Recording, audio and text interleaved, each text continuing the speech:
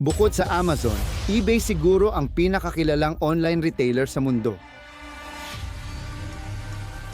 Halos 30 taon na silang umiiral at ika-23 sa pinakabinibisitang website sa United States na may higit 600 milyong natatanging bisita buwan-buwan. Para mailarawan, halos 2 beses ng bisita ng Netflix ito. Kung interesado ka, may video ako tungkol sa mga pagkakamali ng Netflix na posibleng magdulot ng pagbagsak nito nasa deskripsyon.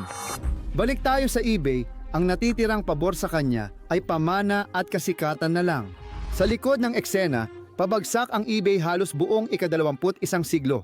Tanging minsan lang tumaas, nang malaki ang stock nito sa nakalipas na 25 taon. Noong 2015 nagpasya silang gawing hiwalay na kumpanya ang PayPal. Oo, para sa mga hindi nakakaalam, binili ng eBay ang PayPal mula kay Elon Musk at PayPal Mafia noong 2000 at dalawang sa isang tuldok 5 bilyon. Ngayon, tinatayang nasa 73 bilyon na ang halaga nito. Bago iyon, medyo matatag ang stock ng eBay at pagkatapos noon, nanatili itong halos pareho ang antas. Bukod sa pagtaas na dulot ng COVID pandemic na wala na ito noon. Kung ikukumpara, makikita natin ang itsura ng Amazon stock graph sa parehong panahon. Kapag sinuri natin ang pundasyon ng kumpanya, makikita agad natin kung bakit. Ang kita ng eBay ngayon ay halos pareho lang noong 2010 at mas malala pa ang sitwasyon pagdating sa netong kita. Sa katunayan, noong nakaraang taon, nakaranas ang eBay ng negatibong 12 buwan na panahon kung saan nawalan sila ng 1.2 bilyong dolyar. Simula noon, naging positibo na sila pero hindi pa rin kasing ganda ng 2010 ang mga numero. Ang tanging bentahe lang talaga ng eBay ay ang halaga nila sa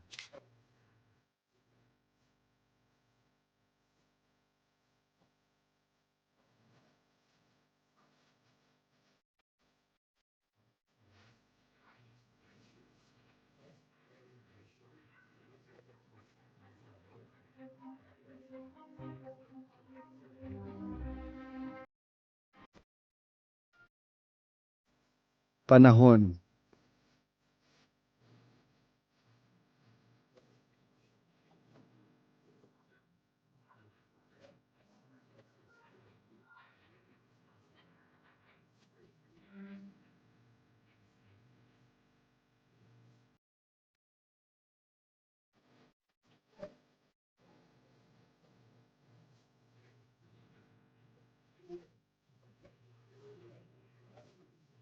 Ibig sabihin, 3 beses na mas positibo ang pananaw ng mamumuhunan sa international business machines kaysa eBay.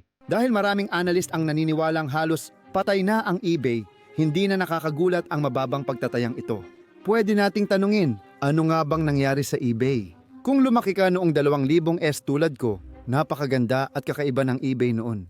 Isa sa mga karaniwang alalahanin online tungkol sa eBay ay ang malakas na pagbagsak ng benta. Lalong lumakas ang pakiramdam na ito nitong nakaraang 6 na buwan. Ang inflasyon at mataas na interest rates ay nagbawas din sa ipon ng mga tao. May nagbebenta na iniisip na ang pagbaba ng benta ay dahil sa bagong algorithm ng eBay. Kahit na may saysay ang mga paliwanag na ito, hindi talaga sinusuportahan ng realidad ang mga teoryang ito. Halimbawa, ang Amazon at Walmart na katumbas ng Carrefour sa Estados Unidos ay patuloy na nagpapakita ng record na kita. Ang realidad ay mas mahirap na ngayon ang magbenta sa eBay kaysa dati at hindi dahil sa mga dahilan ng makroekonomiya, kundi dahil sa kompetisyon. Noong 2000 may 2.1M aktibong nagbebenta ang eBay kada taon.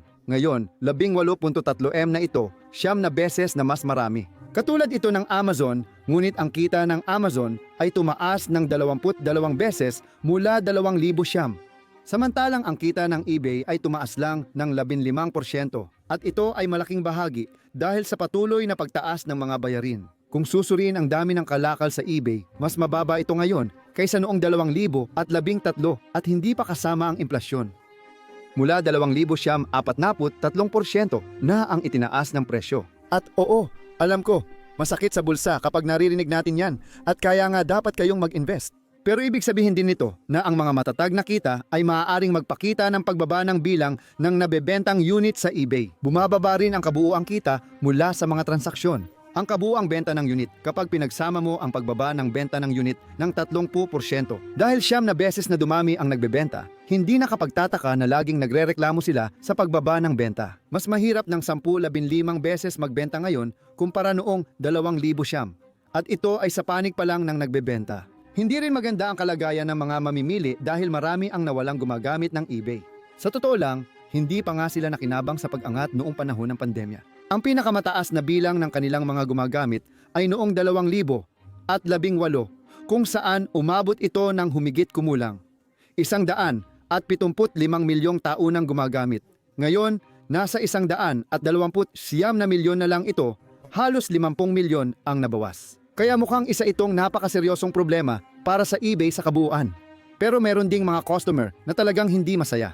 Tingnan natin kung bakit sila sobrang galit sa eBay. Base sa mga negatibong komento, tila pangunahing reklamo ng mamimili sa eBay ay ang laganap na panlilinlang o scam. Hindi pagtanggap sa peking o sirang produkto, walang laman na kahon, peking tracking number at iba pa. Kaya, natural lang na mas pipiliin ng mga mamimili na mamili sa ibang mga nagbebenta kung saan mas bihira ang mga scam, tulad ng sa Amazon.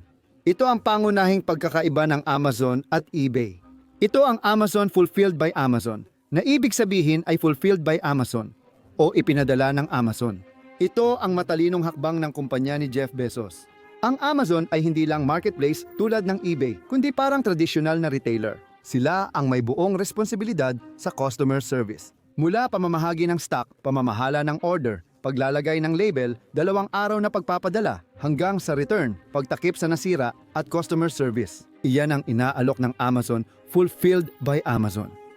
Ang tanging kailangan gawin ng mga nagbebenta sa Amazon ay gumawa ng anunsyo at ipadala ang kanilang stock at bahala na ang Amazon sa lahat ng iba pa. Technical, pwedeng i-manage ng mga nagbebenta ang lahat pero 74% sa kanila ay gumagamit ng Amazon Fulfilled by Amazon. 6% lang ng mga hindi gumagamit nito ay malalaking brand na kayang mag-manage ng sarili. Pero kahit malalaking brand gaya ng Samsung, pinili pa rin gumamit ng Amazon Fulfilled by Amazon. Ipinapakita lang nito kung gaano ito kalakas. Ibig sabihin, halos hindi ka talaga nakikipag-ugnayan sa nagbebenta sa Amazon. Dumating pa sa puntong ang Amazon ang nananagot sa mga insidente kaugnay ng pagpapadala o order. Halimbawa, kapag may customer na nag-iwan ng masamang review dahil sa nawalang o nasirang package, hindi lang tatanggalin ng Amazon ang review, kundi babayaran din nila ang buyer at seller dahil kasalanan ito ng Amazon, hindi ng buyer o seller. Kaya napaka-konsistente at maaasahan ng serbisyo, lalo na kumpara sa eBay na pamilihan lang ng nagbebenta at bumibili. Ang kalidad ng serbisyo na natatanggap mo ay nakadepende ng malaki sa kung gaano kahalaga ang ibinibigay ng nagbebenta na iyon. At nasa inyo ang responsibilidad na tiyaking maayos ang lahat. Sa kredito ng eBay, hindi sila naging kampante nang makita nila ang paglago ng Amazon. Nagpatakbo sila ng sariling order management service noong 2019, ngunit hindi ito nagtagumpay. Dahil madalas ay magkakaiba ang mga layunin ng mga nagbebenta sa eBay. Karamihan ng anunsyo sa eBay ay galing sa mga nagbebenta ng gamit na hindi na nila kailangan. Para sa kanila, hindi kailangan ang serbisyong kasing advance ng Amazon. Matapos kong sabihin yon, hindi ako naniniwalang gaganda o mas magiging maaasahan ang eBay agad. Ito ang pangunahing tanong. Mabubuhay pa ba ang eBay sa mas malawak na perspektibo? Ang pangunahing problema sa eBay ay hindi ito nagbibigay ng sapat na halaga para sa mga singil nito. Naniningil sila sa mga nagbebenta ng 15% sa iba't ibang kategorya, katulad ng Amazon, pero wala naman silang naibibigay na mga benepisyo na iniaalok ng Amazon. Wala silang maaasahang reputasyon o kaginhawaan. Parang flea market lang na nag-uugnay ng mamimili at nagbebenta. Hindi naman masama. May lugar para sa ganitong online na pamilihan basta't simpleng pamilihan lang ito. Katulad ng Boncoin sa Pransya na walang proteksyon gaya ng Amazon, ayos lang. Pero kung ganoon, bakit pa mag-abala? Sa eBay mataas ang bayad gaya ng Amazon pero serbisyo parang Facebook Marketplace lang. Bakit pa? Yung mga gusto ng maaasahan at maginhawang serbisyo, dumidiretso sa Amazon habang yung iba ayaw ng tagapamagitan. Katulad ng eBay, pupunta sila sa Leboncoin or Facebook Marketplace na mabilis ang paglago ngayon. Ang tanging dahilan para pumunta sa eBay sa puntong ito ay ang mga auction na may sarili ring mga abala tulad ng mga taong nagbibid pero wala namang balak tapusin ang pagbili. Si Jeff Bezos ay naniniwala na ang kita ng iba ay oportunidad niya. Ganito niya itinatag at pinalago ang Amazon. Nagbibigay ng malaking halaga ang Amazon sa kanilang presyo dahil hindi sila tunay na kumikita. Naalala mo ba nung napag-usapan natin ang 3.62% tubo ng Amazon? May cheat code ang Amazon na tinatawag na Amazon Web Services o Amazon Web Services. Kung wala ang Amazon Web Services, 1.8% lang ang operating margin ng Amazon at kadalasan negatibo pa. Sa totoo lang, hindi talaga iniintindi ng Amazon ang kumita ng pera mula sa kanilang retail na negosyo dahil mas mahalaga sa kanila ang kontrolin ang merkado. Ang kasikatan ng kanilang brand at impluensya, ang tunay nilang pinagkakakitaan ay ang Amazon Web Services. Kung interesado kayo kung paano nagawa ng Amazon ang ultimate cheat code sa negosyo sa Amazon Web Services, comment lang at gagawa ako ng video. Balik tayo sa eBay. Maaaring mukhang hindi patas, pero ganyan ang negosyo. Sa totoo lang, nakikipagkumpetensya sila sa kumpanyang halos walang tubo at nadidiin sa dalawang panig.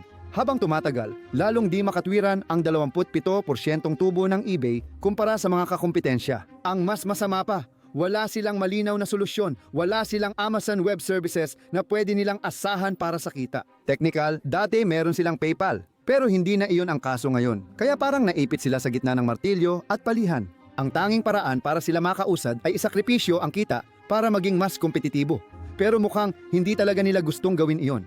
Kaya pinili nilang samantalahin ang trapiko at kita habang maaari pa. Mukhang tatagal pa ito. Pag hindi na matiis ang sitwasyon, haharapin nila ito sa tamang oras. Nakakalungkot para sa akin dahil dito ako lumaki. Matagal na akong hindi nag-order sa eBay, mahigit 10 taon na. Pero sa Amazon, regular akong umu-order ng 10 beses bawat buwan. Kung interesado, ilalagay ko sa description ang link ng paborito kong negosyanteng libro na ino-order ko sa Amazon. Dito na nagtatapos ang video mga kaibigan. Comment kung nakapag-order na kayo sa eBay at kailan huli nyo itong ginawa.